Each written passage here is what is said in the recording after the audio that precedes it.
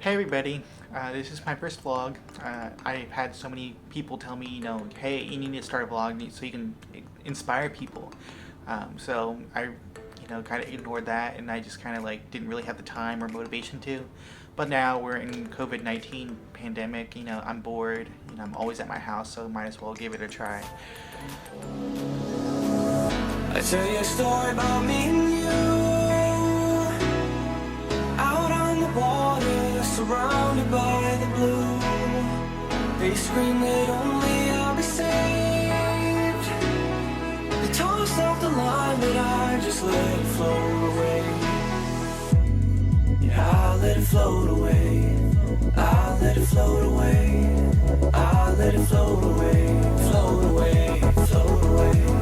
Yeah, I'll let it float away. I'll let it float away.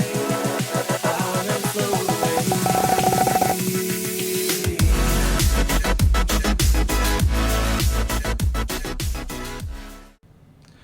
So I'm creating this vlog to, kind of explain my life, kind of show, my journey and, my dreams and all that stuff. So let me introduce myself. My name's Jade and I live in Lawrence, Kansas. I go to flight school in Kansas City, Missouri. But first, let me explain my childhood. I was born in the small town of Dodge City, Kansas. When I was born, the nurse supervisor was not there, so it was a bunch of nurses doing the hearing and eyesight testing. They thought that they did it right, so they marked me down as pass. So my parents took me home, thinking, everything's good with me. So about 6 months later, my parents were kind of getting suspicious about, my hearing. I wasn't really turning my head to any noises or, my name. They would literally come in at 3 in the morning while I was sleeping. They would literally, smash pans together, see if I would, wake up or react to the noise. We didn't wake up or anything. So they took me to my 6-month infant checkup, and the doctor's like, oh no, you're overreacting, you're overprotective parents, you don't need to worry about that. About 2 months later, at my 8th month checkup, they were still suspicious about it, and the doctor was like, all right, well, we'll just send you to Wichita, get you in touch with the audiologist there, and see what's going on. So they took me to Wichita, and at that point they diagnosed me with profound hearing loss. So they met up with the audiologist, and they were try to start me on hearing aids and see if that's a good solution to my hearing.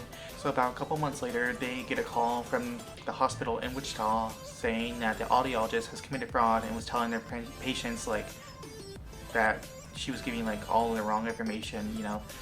What they told my parents is that I was hearing good with my hearing aids and all that stuff. So at that point, they decided to take me to different audiologists in Kansas City, and they were talking to the doctor, exploring all their options, and see if I should wait until see if more technology comes out, if they come out with better cochlear implants. The thing with the surgery is that there's a cord that goes into the inner ear, they're called the cochlea, and it kind of enlarges and kind of destroys the cochlea, so you can't really put it back to normal. So at that point they decided to equip me with a cochlear implant, so they scheduled a surgery. So after I got turned on, I went through about, I think it was 8 years of speech therapy. I went through all elementary school and a little bit of middle school. So let's get to the point.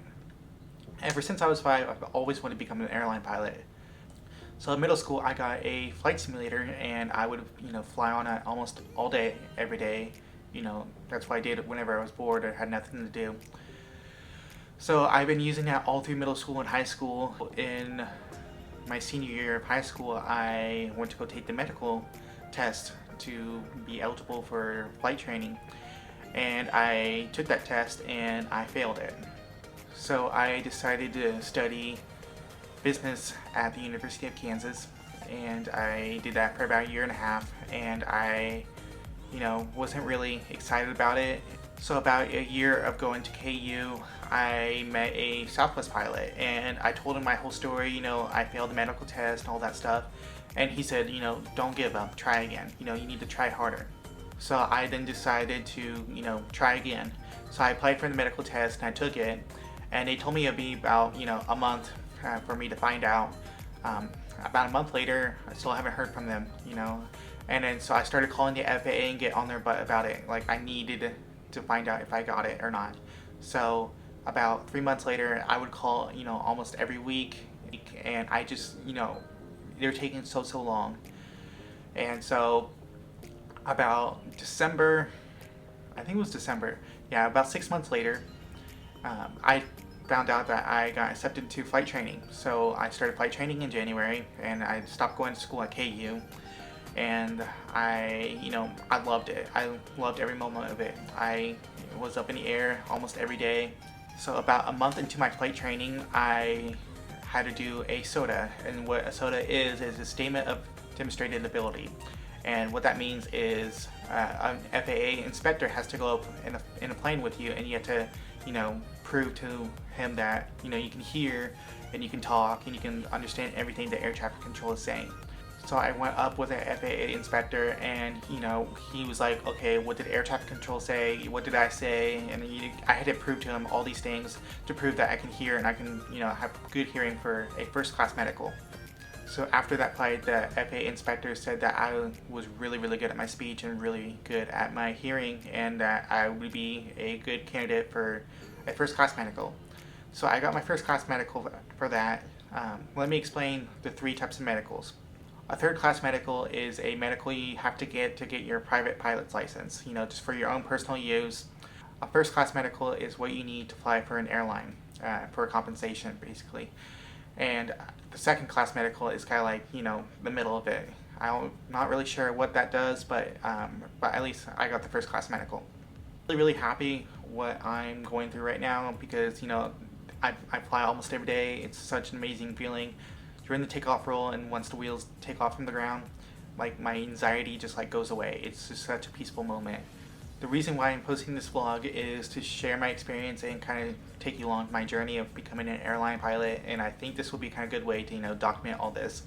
And I also want to prove to the parents and the cochlear implant people that, you know, nothing's impossible. You just gotta fight for what you want. You gotta try no matter how hard it is. You need to keep trying and never ever give up. What got me so interested in aviation, you may ask? Well, my dad got his private pilot's license when I was a little boy, and he would take me flying all the time. I got so inspired, and at that point, I knew I wanted to be in the sky for the rest of my life. He has helped me build my flight simulator, took me to countless air shows and aviation museums, helped me get my medical license. If he wouldn't have helped me get to this point, then I wouldn't be happy with my future. I am so thankful for all the support I've received from my family, from my friends, you know, from other people. It's just overwhelming. It just motivated me so much. So now we're going to the COVID-19 pandemic. I'm not flying as much. I'm at home a lot, and so don't expect very many videos from me soon. I would be posting a lot more videos when I get up in the air, a lot more often. I hope this video inspires you and motivates you to never give up your dreams and, you know, keep trying. If you want to see more of my journey, follow my Instagram or subscribe to my YouTube channel.